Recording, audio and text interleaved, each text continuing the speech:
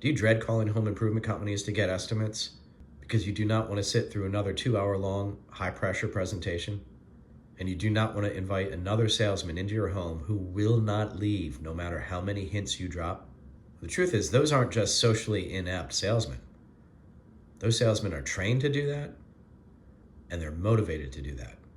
I'm Sean Worthington, owner of Worthington Foundation Authority and president of the Basement Health Association. And I'm going to give you a little peek behind the curtain about how most of the large national home improvement companies operate. So there are multiple issues to address in how these presentations happen. One is, how do they come up with their prices? Two, why do they sit there forever and never take the hint that you're done and you're ready to pack it up, think it over, and call them back when you're ready? Well, in order to understand why they do this, you have to understand how their business is structured. Most of the large national home improvement companies are all structured the same way from the sales side. If that salesman does not leave your house with a signed contract and a deposit, he will not get the commission. Even if you love him and you call back the next morning and say, man, that guy was great, we're ready to sign up with you, he still does not get that commission. If he didn't sign it on the spot, he gets nothing. That's how most of those large corporations are structured. Pretty cutthroat. Doesn't seem very fair. It's not the way most of the locally owned companies operate, but most of the national companies still operate this way. So he's going to stay in that seat as long as he can, however long it takes for him to get a contract and a check. He'll talk to you all night long about everything and anything. He'll talk to you about your pets, your children, the Eagles. It doesn't matter. He's going to keep talking and try and get you to keep talking until you get worn down, you're tired, and you're ready to finally sign a contract, and then he'll leave. But the other question is about pricing. How do they come up with their prices? So most of the national chains work on what's called par selling. The Reader's Digest version is this. Par selling means if I'm the sales manager or the owner of the big national company, I'm going to tell my salespeople that for a given size job, you have to sell it for at least, let's say, $10,000, just for the illustration's sake.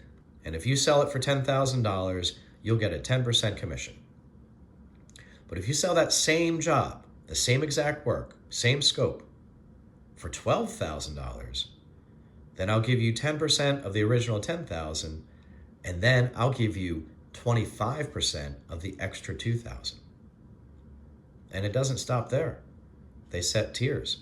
They say, okay, now if you take that same exact job, that same scope, and you sell it for $15,000, then you get 10% of the original $10,000.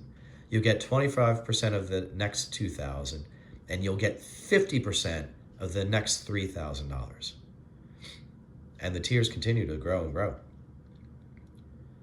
So as a salesman in that company, in that structure, I'm motivated. I have all the motivation in the world to look at you as a homeowner and say, how much do I think I can get these people for?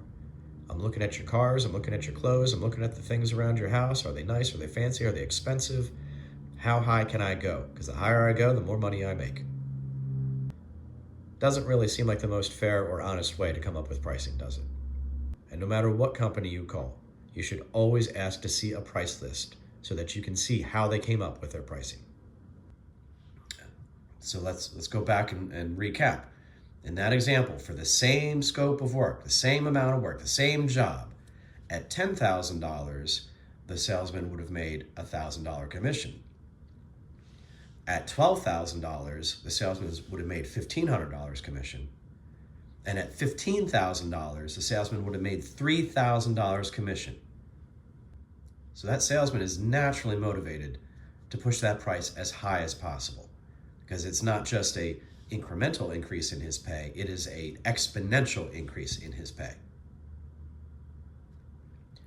Now that model is the same reason why there's this other phenomena you'll see with these high pressure sales presentations. It's called the drop. Salesmen from these companies who work on this structure will always start out very high, insanely high prices.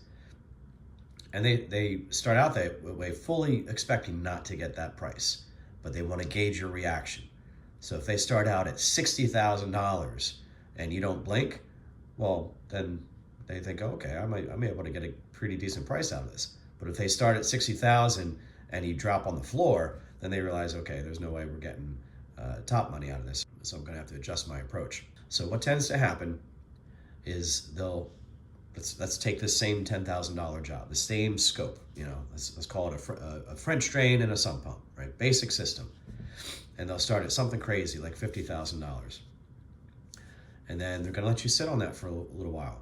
They're going to go talk about other stuff, maybe talk about small talk, or maybe talk about different specific technical stuff that they saw in the basement or around the yard.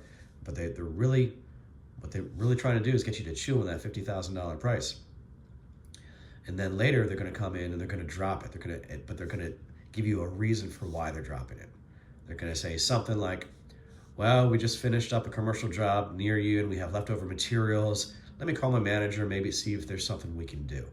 Or they may say something like, hey, we've got a job right around the corner from you that we're probably going to be finishing up at the end of this week. If we can schedule you and get you in quickly, maybe we can work with you on price. Let me call my manager and see what I can do.